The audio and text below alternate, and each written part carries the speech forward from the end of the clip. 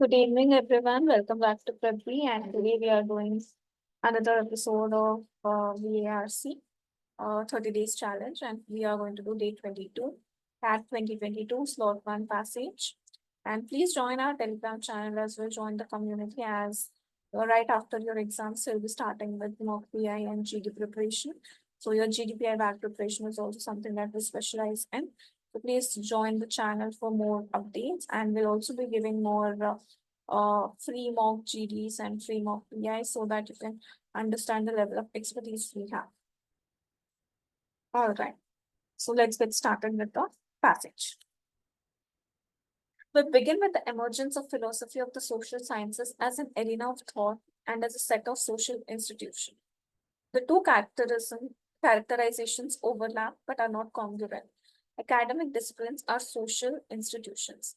My view is that institutions are all those social entities that organize actions. They link acting individuals into social structures. There are various kinds of institutions. All right. So, what the author is trying to say here is that the first few lines they introduce the idea that the philosophy of social sciences can be understood both as a way of thinking, that is, as an intellectual domain, and as an organized set of social structures like academic disciplines. All right. Although philosophy as a way of thinking and social institutions are related, they are not identical, they are not congruent, they have distinct aspects as well. So academic disciplines such as sociology or psychology, they all are structured, they are formalized, they are social institutions. Authorism in the view that the author defines institution as entities that organize people's actions, connecting individuals into a larger social framework or system. The author is trying to say that there are various forms of institutions that can serve different functions within the society. And these academic disciplines, they are social structured formal institutions. Now, Hegelians and Marxists emphasize universal institutions such as the family, rituals, governance, economy, and the military. These are mostly institutions that just grew. Perhaps in some imaginary beginning of the time, they spontaneously appeared. In their present incarnations, however, they are very much the product of conscious attempts to mold and plan them. We have family law, established and disestablished churches, constitutions, and laws, including those governing the economy and the military. Institutions deriving from statute, like joint stock companies, are formal by contrast with informal ones, such as friendships. So, institutions deriving from statute. That means that the joint stock companies, they are formal, friendships are informal. There are some institutions that come in both formal and informal variants, as well as the mixed ones. Consider the fact that the stock exchange and the black market are both market institutions, one formal, one not. Consider further that there are many features of the work of the stock exchange that rely on informal, non-codifiable agreements, not least the language used for communication. To be precise, mixtures are the norm. From constitutions at the top to bylaws near the bottom, we are always adding to or tinkering with earlier institutions. The grown and the design are intertwined. All right. So thinkers like Hegel and Marx, they focus on large-scale institutions that are widespread and fundamental to societal organization. So the author is trying to say that many universal institutions evolved naturally over a period of time rather than they were not consciously planned, they just evolved. So hypothetically, these institutions, they emerged without human intervention at the very beginning. Over time, humans, they have shaped these institutions intentionally. They altered their structure, they altered their purposes. And these examples like family, religion, government, economy, they show how various institutions are formally structured, how they are regulated through rules and laws. So some institutions, let's say some joint stock company, these are legally established and structured, while others, like friendship, they are informal and they lack formal regulation. All right. So certain institutions, they have both formal, informal aspects. They also have, mixed aspect as well. The stock exchange is the formal market, while the black market is informal. Yet they serve the economic functions. All right. So even formal institutions like the stock exchange, they have aspects that depend on informal agreements, such as the jargons that are used, such as the communication that is used by the traders. So to be very precise, that mixtures are the norm. It is common for institutions to be a blend of both formal and informal components. All right. Society constantly modifies institution at all levels, from major institutions to minor regulations, combining aspects that evolved naturally with those that were purposefully designed. Now, it is usual in social thought to treat culture and tradition as different from, although alongside institution. The view taken here is different. Culture and tradition are subsets of institutions, analytically social, isolated for explanatory or expository purposes. Some social scientists have taken all institutions, even purely local ones, to be entities that satisfy basic human needs under local conditions. Others differed and declared any structure of reciprocal roles and norms and institution. Most of these differences are differences of emphasis rather than disagreements. Let us straddle all these versions and present institutions very generally as structures that serve to coordinate the actions of individual. Institutions themselves have no aim or purpose other than those given to them by actors or used by actors to explain them. Very beautiful. So the author is trying to say that the social theorists, they often consider culture and tradition as distinct, but they're very closely related to institution. The author really holds a different view here. He sees that seeing culture and tradition as types of institutions. The author says that culture and tradition are considered special types of institutions separated only for the sake of analysis. Some theorists, they argue that institutions, even small scale ones, they exist primarily to meet the fundamental human needs in specific context. Other institutions, they define themselves more broadly as any system that structure rules and norms among individuals. So there are varying definitions that usually represent different points of thoughts, points of emphasis, but there are no clear outright contradictions between what they serve. So to be very inclusive of all the views, institutions are defined as system that coordinates the actions of individuals. They do not have their inherent goals. They do not have any purposes. Their only purpose are the purposes assigned by the individuals who use them or who interpret them. Language is a formative institution for social life and for science. Both formal and informal languages involve naturally grown or designed. Language is all of these to varying degrees. Languages are paradigms of institutions, or from another perspective, nested set of institutions. Syntax, semantics, lexicon, and alphabet character sets are all institutions within the larger institutional framework of a written language. Natural languages are typical examples of what Ferguson called the result of human action, but not the execution of any human design. Reformed natural languages and artificial languages introduce design to their modification or refinement of natural languages. Above all, languages are paradigms of institutional tools that function to coordinate. So, author is trying to say that language is the foundation that's foundation because it is essential for both the everyday social interactions as well as the scientific endeavors. Language includes both formal, informal aspects that can evolve naturally or we can craft them intentionally.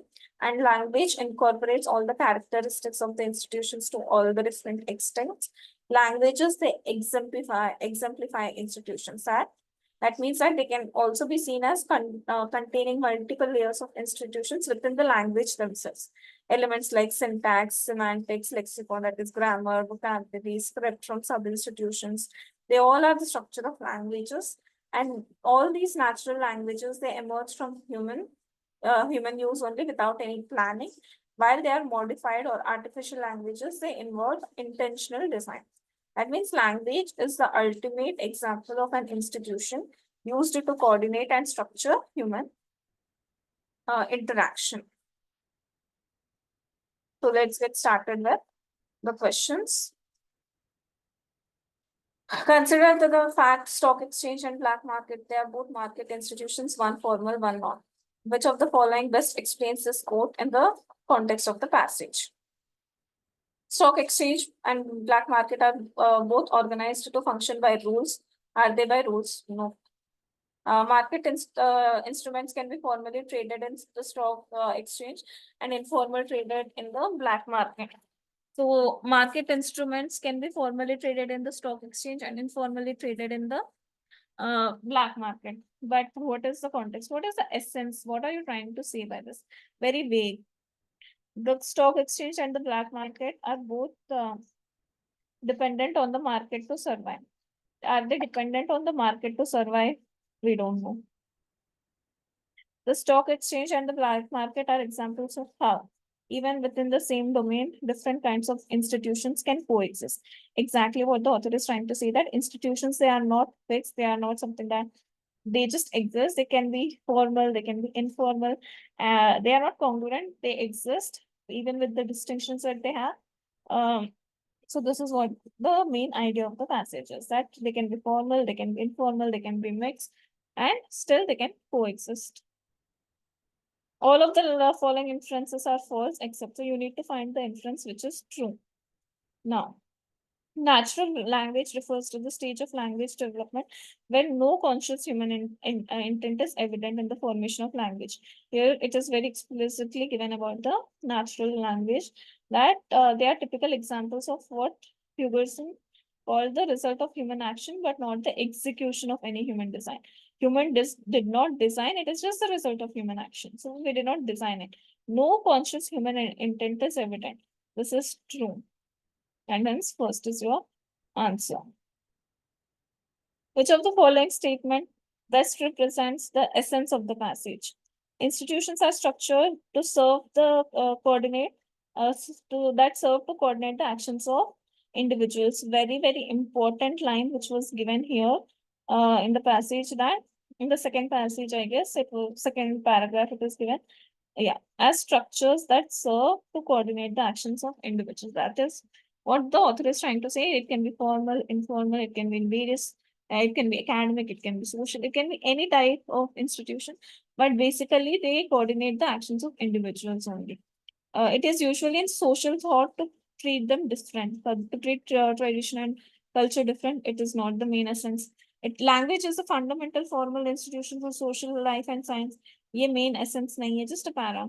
The stock exchange, very, very, very, very, narrow perspective. First one is your answer. Now, in the first paragraph of the passage, what are the two characterizations that are seen as overlapping, but they are not congruent? Here, in the first paragraph, they tried to say something about the academic disciplines and the social ones. Academic disciplines that are social institutions and overall the institutions, right? So, the philosophy of the social sciences and set of social institutions, no. Academic disciplines and institutions is your answer. Academic disciplines are social institutions, and here overall institutions are talking. So second is your answer. Okay, where would you fit here? Most were first-time users of a tablet and a digital app. All right. Ek Badhin's USP lies in the ethnographic research that constituted the foundation of its developmental process. Customizations based on learning directly from potential users were critical to make the self-paced app suitable for both literate and non-literate audience. Uh, the user interface caters to a Hindi-speaking audience who have minimal to no experience with digital services and devices. The content and functionality of an app are suitable for a wide audience. This includes youth preparing for an independent role of life or a student ready to cater a strong foundation of financial management in her early life. Household members desirous of improving. यहाँ तो बिल्कुल ही नहीं आएगा. Continuation clear दिख रहा है. Household members desirous of improving their family's financial structure to reach their aspirations can also benefit. We piloted 8 in early 2021 with over 400 women from rural areas. The digital solution generated large amount of interest in the communities. यहाँ पे थोड़ा gap दिख रहा है. We piloted it for 400 women who were the first time users for the time. So this 400 women कैसा था, कैसी थी, वो यहाँ पे explain कर रहा है. So here is your best fit. Option number 4. Now, from chemical pollutants in an environment to the damming of rivers to invasive species transported through global trade and travel, every environmental issue is different, and there is no single tech solution that can solve this crisis. Discourse on threat of environmental collapse revolves around cutting down emissions, but biodiversity loss and ecosystem collapse are caused by myriad and diverse reasons. This would require legislation that recognizes the rights of future generations and other species that allow the judiciary to uphold a much higher standard of environmental protection than currently possible. Clearly, our environmental crisis require large political solutions, not minor technological ones. So instead of focusing on infinite growth, we could consider a path of stable state economies while preserving markets and healthy competition. So how will you achieve this one? ये problem बता रहा है, यहाँ पे solution है. तो 4-3 is a pair. What is introducing your idea? Second is introducing your idea that discourse on the threat of this environmental collapse revolves around what? Cutting down emissions.